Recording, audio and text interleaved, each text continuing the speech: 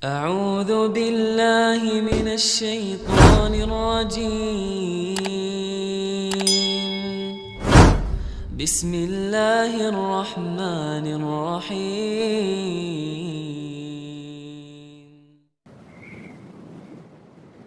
Tapi yang umumnya adalah yakni 4. 1 takbir pertama Al-Fatihah, takbir kedua salawat, 3 dan 4 doa, cukup. Nanti ketika kita antarkan ke makbarah dikebumikan, doa lagi dan cuma 2 doanya. Ya Allah, ampuni dia, ya Allah, kuatkan imannya. Cuma 2 doanya. Enggak perlu lama-lama. Boleh diulang-ulang. Allahumma ighfir lahu, Allahumma tsabbithu. 2 aja doanya. Doa sendiri-sendiri. Menghadap kiblat. Boleh ngangkat tangan, boleh tidak. Simple. Itulah adab kita kepada yakni saudara kita yang meninggal duluan. Enggak ada gitu kita kemudian seperti menguburkan kucing. Enggak. Kucing mati kita kuburin. Ada juga kadang kita buang. Ini manusia. Kita mandikan, kita kafani, kita sholatkan, kita kebumikan, kita doakan. Dari mana kita menyolatkan kayak kucing? Subhanallah, kan gitu ya. Tuduhan kepada dakwah ini ketika menguburkan jenazah seperti menguburkan kucing. Subhanallah. Wallahu a'lam bishawab. Kita hanya mengikuti Nabi Muhammad SAW sebisa yang kita lakukan. Beliau mengatakan, Ustadz, apa hukumnya tahlilan kematian? Mohon penjelasan. Saudara Haji Wahid yang dimuliakan oleh Allah dan juga kaum muslimin dimanapun antum berada, masalah tata cara apabila ada salah seorang di antara kita yang meninggal dunia, tata caranya sudah disebutkan secara lengkap di dalam agama kita. Di sana ada yang dinamakan dengan ahkamul janaiz, hukum-hukum yang berkaitan dengan jenazah. Alhamdulillah, agama kita adalah agama yang sempurna, tidak ada sesuatu yang memang kita butuhkan kecuali dijelaskan. Termasuk diantaranya adalah masalah pengurusan jenazah. Di zaman Nabi SAW, berapa banyak orang yang meninggal di zaman beliau SAW. Baik dari kalangan keluarga beliau SAW maupun dari kalangan para sahabat. Meninggal Khadijah, meninggal Hamzah, ya meninggal Zainab putri beliau, Ruqayyah, Ummu Kulthum putri beliau SAW. Dan alhamdulillah tata cara bagaimana mengurus jenazah seorang muslim dan juga muslimah ini lengkap sampai kepada diri kita. Maka tidak ada jalan bagi kita kecuali dengan mengikuti bagaimana dahulu mereka memperlakukan dan mengurus jenazah. Untuk masalah tahlilan, dan insyaallah masing-masing dari kita memahami yang dimaksud dengan tahlilan di sini, yaitu seseorang, yaitu keluarga dari si mayit mengadakan undangan khusus di hari yang ketiga, hari yang ke-7, hari yang ke-40, ke-100, ya ke-1000, mengundang tetangga, mengundang orang yang mereka kenal ke rumah, makan bersama, kemudian diikuti dengan membaca sebagian surat di dalam Al-Quran, kemudian diisi dengan doa bersama. Kurang lebih demikian makna tahlilan. Maka yang demikian, ya cara demikian tidak ada dalilnya di dalam ya sunnah Rasulullah SAW. Dengan begitu banyaknya orang yang meninggal di zaman Nabi SAW, tapi tidak ada ya petunjuk Nabi SAW yang mengatakan demikian.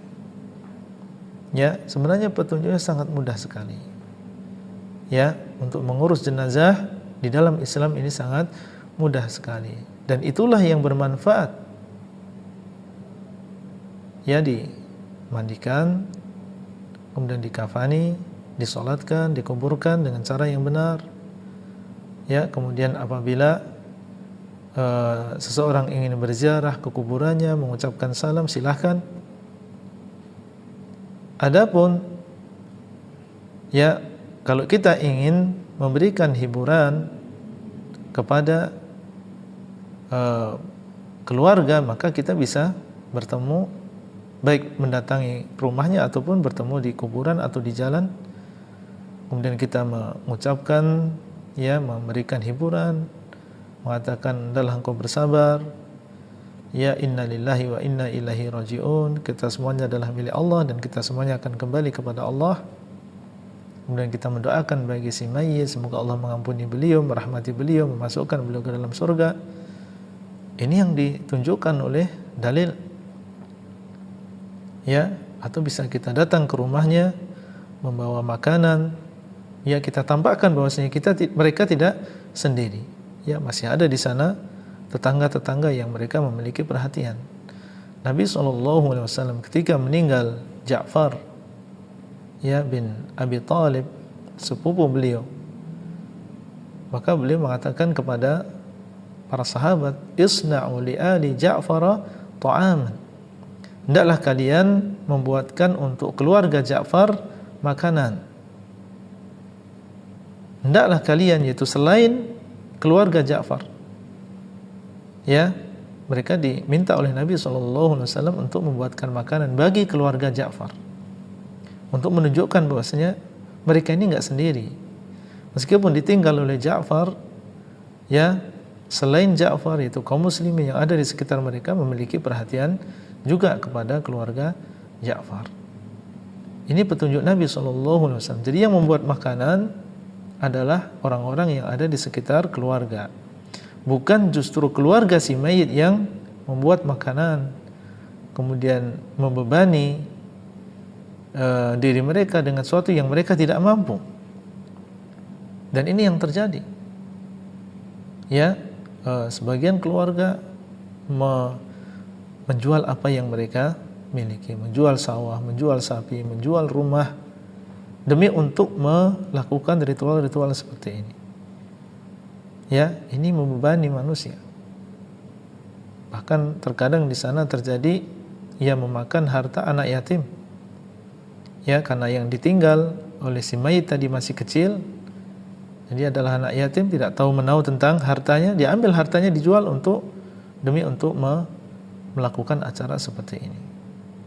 Maka ini tentunya membebani, ya, masyarakat dengan sesuatu yang mereka tidak mampu. Ini baru satu orang, bagaimana kalau yang meninggal 2 orang, ya, yang meninggal sekarang dan seminggu lagi ada yang meninggal lagi misalnya, ya. Maka ini sesuatu yang bertentangan, ya, di dalam agama kita. Bahkan sebagian salaf dahulu mereka mengatakan bahwa berkumpulnya manusia di keluarga mayit, ya, kemudian mereka makan bersama, ini termasuk niyahah, ya, ini termasuk